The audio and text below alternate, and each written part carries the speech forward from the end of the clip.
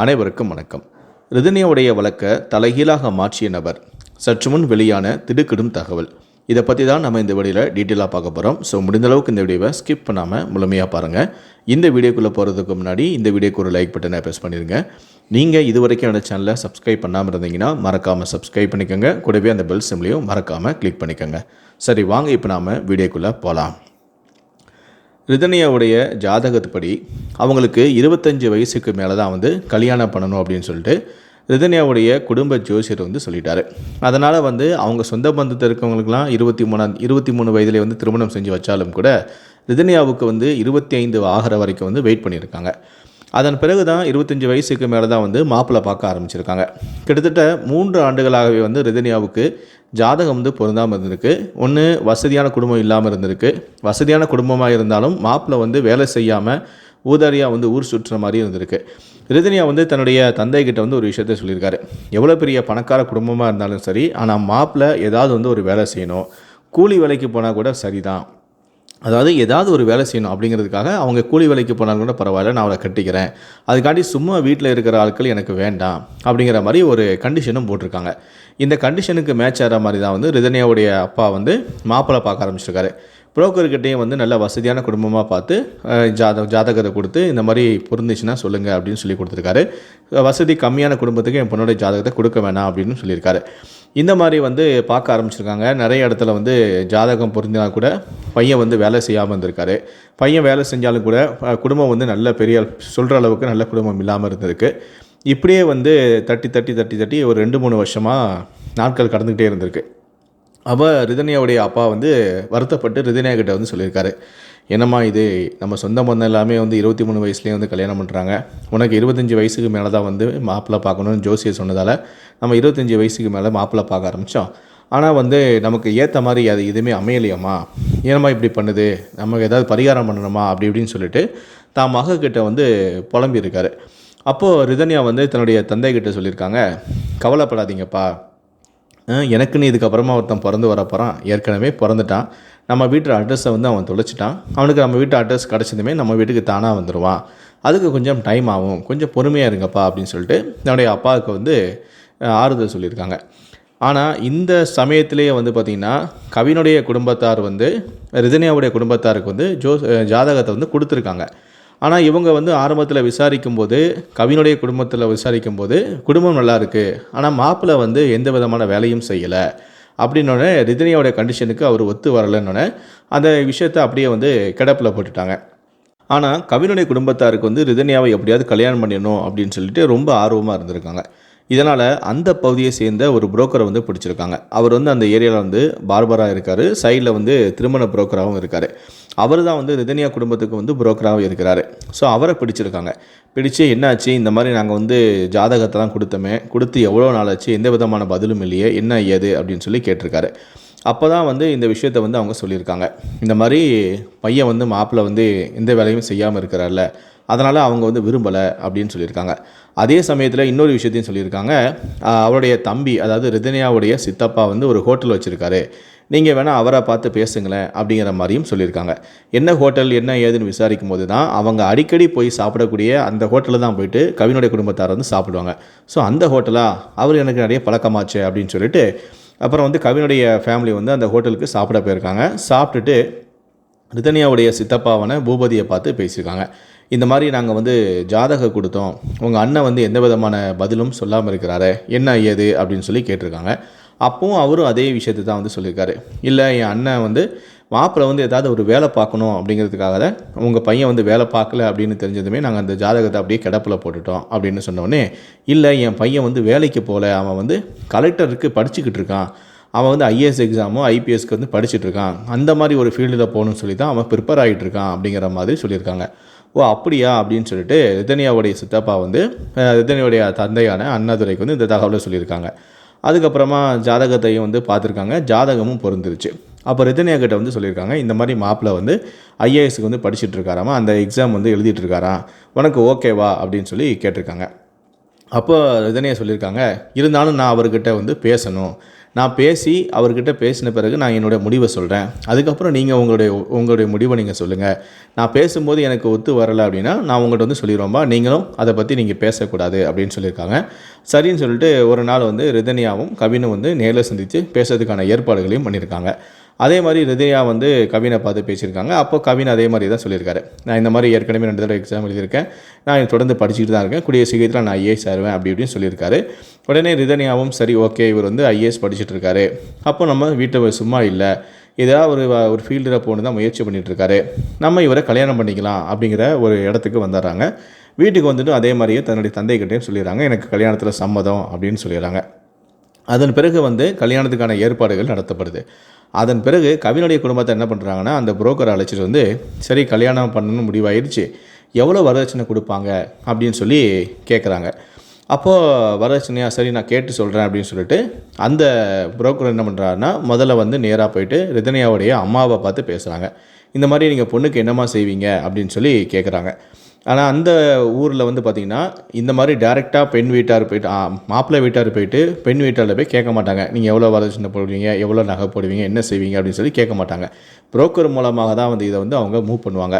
ஒருவேளை வந்து அவங்க டைரெக்டாகவே வந்து கேட்டாங்கன்னா அவங்க வந்து பணம் ஆசை பிடிச்சவங்க அப்படின்னு சொல்லிட்டு பொண்ணே கொடுக்க மாட்டாங்க. ஸோ அந்த அடிப்படையில் வந்து அவங்க புரோக்கர் மூலமாகவே வந்து இந்த காயை வந்து நகர்த்துறாங்க. அப்போது புரோக்கர் வந்து என்ன பண்ணுறாங்கன்னா, ரிதன்யாவுடைய அம்மாவான ஜெயசுதாட்ட போய் வந்து பேசுகிறாங்க. இந்த மாதிரி உங்கள் பொண்ணுக்கு வந்து நீங்கள் எவ்வளோ செய்வீங்க, என்ன ஏது அப்படின்னு சொல்லி கேட்குறாங்க. அப்போது ஜெயசுதா வந்து புரோக்கர்கிட்ட சொல்கிறாங்க, கன்ஃபார்மாக 300 பவுன் நாங்கள் போட்டுருவோம், கல்யாணத்தை அப்போவே வந்து நாங்கள் 300 பவுன் போட்டுருவோம், அதுக்கப்புறம் நாங்கள் வந்து 200 பவுனை கொஞ்சம் கொஞ்சமாக செய்வோம். அதாவது பொண்ணுக்கு வந்து வளகாப்பு நடக்கும்போது கொஞ்சம் செய்வோம், குழந்தை பெறும்போது கொஞ்சம் செய்வோம், மாப்பிள்ளைக்கு இது மோதிரம், செயின், வாட்சி, இந்த மாதிரி விஷயங்கள் எல்லாமே நாங்கள் செய்வோம். ஆனால் வந்து கல்யாணத்தை அப்போ என்னுடைய பொண்ணுக்கு வந்து நாங்கள் 300 பவுன் தான் போடுவோம், அதுக்கப்புறம் நிறைய ஃபங்க்ஷன்ஸ் அது இதுன்னு வரும்போது நான் அப்படியே கொஞ்சம் கொஞ்சமாக வந்து 200 பவுனுக்கிட்ட நாங்கள் செஞ்சுருவோம், டோட்டலாக வந்து எங்கள் பொண்ணுக்காக நாங்கள் 500 பவுன் செய்வோம் அப்படிங்கிற மாதிரி சொல்லியிருக்காங்க. அதன் பிறகு இதை மறுபடியும் சரி இந்த விஷயத்தை பற்றி ரிதன்யாவுடைய தந்தைக்கிட்டையும் வந்து பேசியிருக்காரு. அவரும் அவருடைய மனைவி சொன்ன அதே மாதிரி தான் சொல்லியிருக்காங்க. ஏற்கனவே வந்து ரிதன்யாவுடைய ரிதன்யாவுடைய அம்மா வழியிலே வந்து எனக்கு நிறைய பேர் செஞ்சுருக்காங்க, அவங்க மாமாவாக இருக்கட்டும், அவங்களுடைய பாட்டியாக இருக்கட்டும், தாத்தாவாக இருக்கட்டும், எல்லாரும் அவங்க வழியில் எப்படியோ கொஞ்சம் கொஞ்சமாக ஒரு 200 பவுனுக்கிட்ட அவங்களே செஞ்சுட்டாங்க. நானே வந்து ஒரு 100 பவுனுக்கிட்ட சேர்த்து வச்சுருக்கேன். அதனால் வந்து இந்த 300 பவுனை நான் வந்து கல்யாணத்துக்கு போட்டுருவேன், மீதி 200 பவுன் வந்து நாங்கள் கொஞ்சம் கொஞ்சமாக பின்னாடி கொஞ்சம் கொஞ்சமாக அந்த ஃபங்க்ஷன் இந்த ஃபங்க்ஷன் அப்படி இப்படி வரும்போது நாங்கள் வந்து செய்வோம். ஏன்னா இதே மாதிரி தான் என்னுடைய பொண்ணுக்கு வந்து என் பொண்டாட்டியோடைய வழியில் வந்து செஞ்சாங்க. என் பொண்ணு வந்து வயசுக்கு வரும்போது கொடுத்தது, வளகாப்புக்கு பண்ணது, இப்படியே ஒரு கொஞ்சம் கொஞ்சமாக தான் என் ஜெயசுதாவுக்கு அவங்களுடைய அம்மா வந்து கொடுத்தது தான், அப்படி கொடுத்து தான் 200 பவுன் நகையை வந்து செஞ்சுது. அதே மாதிரி தான் நான் என் பொண்ணுக்கும் கொஞ்சம் கொஞ்சமாக வந்து அவளுடைய வாழ்க்கையில் நடக்கக்கூடிய நல்லதுக்கெல்லாம் வந்து கொஞ்சம் கொஞ்சமாக செய்வேன். அப்படி இப்படின்னு நான் வந்து 200 பவுன் செஞ்சுருவேன், கல்யாணத்தை அப்போவே நான் வந்து ஒரு 300 பவுன் போட்டுருவேன் அப்படிங்கிற மாதிரி அவர் புரோக்கர்கிட்ட வந்து சொல்லியிருக்காரு. இந்த விஷயத்தை கொண்டு போயிட்டு புரோக்கர் வந்து கவினுடைய குடும்பத்தார்கிட்ட போய் வந்து சொல்லியிருக்காரு. இந்த மாதிரி சொன்னாங்கம்மா, கல்யாணத்தை அப்போ 300 பவுன் போட்டுருவாங்களாம், ஆனால் அதுக்கப்புறம் கொஞ்சம் கொஞ்சமாக 200 பவுன் போடுவாங்க, மொத்தமாக வந்து ஒரு 500 பவுனுக்கிட்ட போடுறேன்னு சொல்லியிருக்காங்க அப்படின்னு புரோக்கர் வந்து போயிட்டு கவினுடைய அம்மா அப்பா பார்த்து இந்த விஷயத்தை வந்து சொல்லியிருக்காரு. இது உண்மைதானா, இது எப்படி நாம் நம்புறது அப்படின்னு சொல்லிட்டு கவினுடைய குடும்பத்தார் வந்து மறுபடியும் ஹோட்டலுக்கு சாப்பிட போயிருக்காங்க. அங்கே ரிதன்யாவுடைய சித்தப்பாவை பார்த்துருக்காங்க. பார்த்துட்டு அவங்கக்கிட்ட வந்து இந்த மாதிரி கேட்டிருக்காங்க. உடனே ரிதன்யாவுடைய சித்தப்பா வந்து ரிதன்யாவுடைய அப்பான அண்ணாதுரைக்கு ஃபோன் பண்ணி இந்த விஷயத்தை வந்து கேட்டிருக்காரு. அப்போ அவர் வந்து கோவப்பட்டிருக்காரு. மாப்பிள்ளையுடைய வீட்டிலே வந்து நகையை பற்றி பேசுகிறாங்களா, அப்படி வந்து நகையை பற்றி பேசணுன்னு என்ன இருக்குது, புரோக்கரை வச்சு பேச வேண்டியதானே, அப்படி அவங்களே வந்து பேசுறதுக்குன்னா அப்போ அவங்க பணம் காசுக்கு தான் ஆசைப்பட்றாங்க, இந்த கல்யாணமே வேண்டான்னு சொல்லியிருப்பா, நம்ம வேறு சம்மதத்தை பார்த்துக்கலாம் அப்படின்னு சொல்லிட்டு ரிதன்யாவுடைய தந்தை சொல்லியிருக்காரு. அதுக்கு ரிதன்யாவுடைய தம்பி சரி அண்ணாதுரையோடைய தம்பியான பூபதி சொல்லியிருக்காரு, இல்லைண்ணா அவங்க வந்து டேரெக்டாக நகையை பற்றி கேட்கல, புரோக்கர் வந்து போயிட்டு இவங்ககிட்ட இவ்வளோ செய்வார்னு சொல்லியிருக்காங்களே, அது உண்மைதானா, அதை உறுதிப்படுத்துறதுக்காக தான் வந்து கேட்டிருக்காங்களே தவிர அவங்களா வந்து கேட்கல அப்படி இப்படின்னு சொல்லி அந்த விஷயத்தை சமாளித்து அதுக்கப்புறம் அந்த கல்யாணத்துக்கான ஏற்பாடுகளை பண்ணியிருக்காரு. அதுக்கப்புறமா அந்த சமயத்தில் வந்து எப்படியும் ஒரு 300 பவுன் போடுறாங்க அப்படின்னு சொல்லிட்டு அவர் புரோக்கர் வந்து ஒரு கணக்கு பண்ணியிருக்காரு. ஒரு பவுனுக்கு 1000 ரூபா அப்படின்னா 300 பவுனுனா நமக்கு 3 லட்ச ரூபா கிடைக்கணும் அப்படின்னு சொல்லிட்டு நேராக போய் கல்யாணத்துக்கு முன்னாடியே வந்து ரிதன்யாவுடைய அப்பாவை போய் பார்த்து பேசியிருக்காரு. இந்த மாதிரி எனக்கு வந்து கொஞ்சம் பணம் தேவைப்படுது, அதனால் நீங்கள் வந்து 300 பவுன் போகிறீங்கன்னா ஒரு 3 லட்ச ரூபா ஆச்சு, அந்த பணத்தை கொடுத்தீங்கன்னா என்னுடைய தேவைகளுக்கு நான் அதை செலவு பண்ணுவேன் அப்படின்னு சொல்லி புரோக்கர் போய் வந்து கேட்டிருக்காரு. அப்போது ரிதன்யாவுடைய அப்பா யோசிச்சிருக்காரு, ஒரே புரோக்கர் தான் பொண்ணு வீட்டுக்கும் சரி மாப்பிள்ளை வீட்டுக்கும் சரி, ரெண்டு சைடுமே ஒரே புரோக்கர் தான். அப்போயே நம்ம வந்து தனித்தனியாக காசை கொடுக்கணும், நம்ம சம்மந்திக்கிட்ட பேசி ஒன்றா பேசி ஒரே அமௌண்ட்டாக கொடுத்துலாமா அப்படின்னு சொல்லிட்டு சம்மந்திக்கு வந்து ஃபோன் பண்ணியிருக்காரு. இந்த மாதிரி புரோக்கர் வந்து காசு கேட்குறாரு, எவ்வளோ கொடுக்கலாம் என்ன ஏது அப்படின்னு சொல்லி பேசியிருக்காங்க. அப்போது வந்து 2 பேரும் சேர்ந்து ஒரு 1 லட்ச ரூபா கொடுத்துடலாம், ஆளுக்கு பாதி கொடுத்துடலாம், நீங்கள் ஒரு 50,000 கொடுங்க, நான் ஒரு 50,000 கொடுக்குறேன் அப்படின்னு சொல்லி கவினுடைய அப்பாவும் சொல்லியிருக்காரு. உடனே ரிதன்யா அப்பாவும் அப்படியா சரி ஓகே அப்படின்னு சொல்லிட்டு புரோக்கர்கிட்ட போய் சொல்லியிருக்காரு, இப்போ எங்கிட்ட காசு இல்லை, இப்போ கை செலவுக்கு நீ வந்து எவ்வளோ பணம் வேணும் வாங்கிட்டு போ, ஒரு 2 நாள் கழிச்சு வா, நான் வந்து உனக்கு காசை தரேன் அப்படின்னு சொல்லிட்டு அன்னைக்கு கை செலவுக்குன்னு மட்டும் கையில் காசை கொடுத்துட்டு அவனை அனுப்பி வச்சுருக்காரு. இவங்க வந்து கல்யாணத்துக்கு வந்து பார்த்திங்கன்னா 300 பவுன் நகை போடுறதாகவும் சாப்பாடு செலவு, கல்யாண செலவு, பத்திரிக்கை செலவு எல்லாமே வந்து சரிசமமாக வந்து செய்யணும் அப்படின்னு சொல்லி தான் வந்து பேசியிருக்காங்க. மொத்தம் 3000 பத்திரிக்கை அடிக்கணும், அதில் உங்களுக்கு 1500, எனக்கு 1500, இந்த மண்டபம், அதுக்கப்புறம் கல்யாண சாப்பாடு எல்லாமே வந்து ஈக்குவலாக தான் ஷேர் பண்ணணும் அப்படின்னு சொல்லி தான் வந்து பேசியிருக்காங்க. அதுக்கப்புறமா வந்து என்ன பண்ணியிருக்காங்கன்னா, அந்த புரோக்கர் வந்து இவர் கொடுத்த அந்த அன்னைக்கு கொடுத்த அந்த கை செலவுக்கு காசை வாங்கிட்டு போயிட்டார். அதுக்கப்புறம் அவர் நேராக என்ன பண்ணியிருக்காருன்னா, இவர் என்னடா 50,000 ரூபா தரேன்னு சொல்லியிருக்காரு, நம்ம நேராக போய் கவினுடைய அப்பாவை போய் பார்த்து பேசலாம் அப்படின்னு சொல்லிட்டு அவர் நேராக என்ன பண்ணியிருக்காருன்னா கவினுடைய அப்பாவை போய் பார்த்து பேசியிருக்காரு. அவர் போய்ட்டு, நான் உங்களுக்கு எவ்வளோ பெரிய இடம் உங்களுக்கு பிடிச்சி கொடுத்துருக்கேன், 500 பவுன் நகை உங்களுக்கு வருது, நீங்கள் என்னை பார்த்து நல்லா கவனிங்க, எனக்கு நீங்கள் வந்து ஒரு 1 லட்ச ரூபாயாவது கொடுங்க, அவர்கிட்ட 1 லட்ச ரூபா வாங்கி கொடுங்க, 3 லட்ச ரூபா எனக்கு நீங்கள் கொடுக்கணும், அதெல்லாம் நான் 1 லட்ச ரூபா போக நீங்கள் 2 லட்ச ரூபா எனக்கு கொடுங்க அப்படி இப்படின்னு கவினுடைய அப்பா கிட்ட போய் அந்த புரோக்கர் போய் வந்து பேசியிருக்காரு. அவங்களும் வந்து பண ஆசை பிடிச்சதால என்ன பண்ணியிருக்காங்கன்னா, சரி நாளை பின்ன இந்த புரோக்கர் வச்சு நம்ம ஏதாவது கேட்கணும்னா இவரை வச்சு தான் நம்ம கேட்க வேண்டியது இருக்கும், அதனால் இப்போயே நம்ம இவருக்கு 50,000 கொடுத்தோம்னா அதுக்கப்புறம் நாளைக்கு பின்னாடி நம்ம எதாவது சொன்னால் அவர் கேட்க மாட்டார், இவரை நம்ம கண்ட்ரோலில் வச்சுக்கணும், இதுக்கு ஒரு 50,000 நமக்கு போதேன்னு சொல்லி பார்த்தா நமக்கு பல லட்ச ரூபா வந்து லாஸ் ஆயிரும், அதனால் இவரை நம்ம எப்படியாவது கைக்குள்ளே போட்டுக்கணும் அப்படின்னு சொல்லிட்டு இவருக்கு கூடுதலாக ஒரு 50,000 கொடுத்து 1 லட்ச ரூபாயை கொடுத்துட்டார். மறுநாள் வந்து இவர்கிட்ட 1 லட்ச ரூபா வாங்கிட்டு ரிதன்யாவுடைய அப்பாவை போய் வந்து அந்த புரோக்கர் வந்து பார்க்க போயிருக்காரு. புரோக்கர் போய் வந்து ரிதன்யாவுடைய அப்பாவை போய் பார்த்துட்டு, அவர் எனக்கு 1 லட்ச ரூபா கொடுத்துட்டாரு, நீங்களும் எனக்கு 1 லட்ச ரூபா தாங்க அப்படின்னு சொல்லி கேட்டிருக்காரு. எனக்கு 1 லட்ச ரூபா கொடுத்தாரா, 2 நாளைக்கு முன்னாடி தான் நான் அவர்கிட்ட நான் பேசினேன், அப்போ ஆளுக்கு 50,000 கொடுக்குறதா தான் சொன்னார், எதுக்கு அப்படி என்கிட்ட சொல்லாமல் கொள்ளாமல் திடீர்னு இப்படி அவரே ஒரு முடிவு எடுத்து இப்படி 1 லட்ச ரூபா கொடுத்துட்டாரு, அது உண்மையா அப்படின்னு சொல்லிட்டு அவர் ஃபோன் பண்ணி கவினுடைய அப்பாவுக்கு வந்து பேசியிருக்காரு. அப்போ கவினுடைய அப்பா வந்து ஆமாம் நான் 1 லட்ச ரூபா கொடுத்தேன் அப்படின்னு சொல்லியிருக்காரு. உடனே இவருக்கு வந்து அதிர்ச்சியாக இருந்திருக்கு, என்ன இப்படி நம்ம கொடுக்கறதுக்கு முன்னாடி ஃபோன் பண்ணி எவ்வளோ கொடுக்கலாம் என்ன ஏதுன்னு டிஸ்கஸ் பண்ணி 2 பேரும் ஒத்து தானே 50,000 முடிவு பண்ணோம், இப்படி எங்கிட்ட வந்து எதுவுமே கலந்துக்காமல் அவரே வந்து இப்படி 1 லட்ச ரூபான்னு கொடுத்துட்டாரு அப்படின்னு சொல்லிட்டு, சரி என்ன பண்ணுறது அப்படின்னு சொல்லிட்டு வேறு வழி இல்லாமல் அவரும் என்ன பண்ணியிருக்காருன்னா 1 லட்ச ரூபாயை தூக்கி புரோக்கர்கிட்ட கொடுத்துருக்காரு. இங்கே 1 லட்சம் அங்கே 1 லட்சம் அப்படின்னு சொல்லிட்டு 2 லட்ச ரூபா வாங்கிட்டு அவரும் சந்தோஷமாக போயிட்டார். அதுக்கப்புறமா தான் வந்து ரிதன்யாவுடைய வாழ்க்கையில் இந்த மாதிரி வரதட்சணை கொடுமைகள் நடந்து அவங்க விபரீதமான முடிவுகளை வந்து எடுத்துட்டாங்க. இதை அடுத்து போலீஸார் வந்து எல்லாருமே வந்து அவங்க சம்மந்தப்பட்ட உறவினர்கள், ஃப்ரெண்ட்ஸு அப்படி இப்படின்னு எல்லாத்தையுமே கூட்டு வந்து விசாரிக்கும் போது இந்த புரோக்கரையும் கூட்டு வந்து விசாரிச்சிருக்காங்க.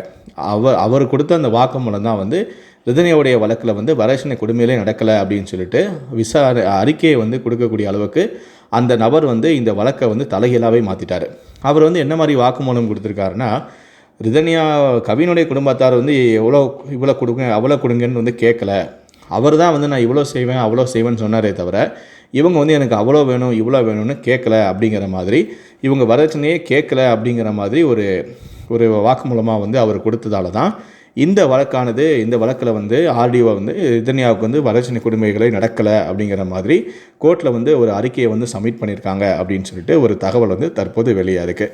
ரிதன்யாவுக்கு வரதட்சணை கொடுமை நடக்கலை அப்படின்னு சொல்லிட்டு இந்த 2 சைடுக்கும் வந்து பொதுவான ஆளாக இருந்த இந்த மேரேஜ் புரோக்கர் கொடுத்த இந்த வாக்குமூலம் தான் இந்த வழக்கில் வந்து தற்போது இந்த வழக்கையே வந்து தலைகீழாக வந்து மாற்றிருக்கு. ஸோ இந்த தகவலை பற்றிய இந்த திடுக்கிடும் தகவலை பற்றிய உங்களுடைய கருத்துக்கள் என்ன அப்படிங்கிறத கீழே இருக்கக்கூடிய கமெண்ட் செக்ஷனில் மறக்காமல் சொல்லுங்கள். முடிந்த அளவுக்கு இந்த வீடியோவை மற்றவங்களுக்கும் ஷேர் பண்ணுங்கள். மேலும் இது போன்ற பல வீடியோக்களை பார்க்கணும் அப்படின்னு நினச்சிங்கன்னா மறக்காமல் சேனலை சப்ஸ்கிரைப் பண்ணுங்கள். நன்றி, வணக்கம்.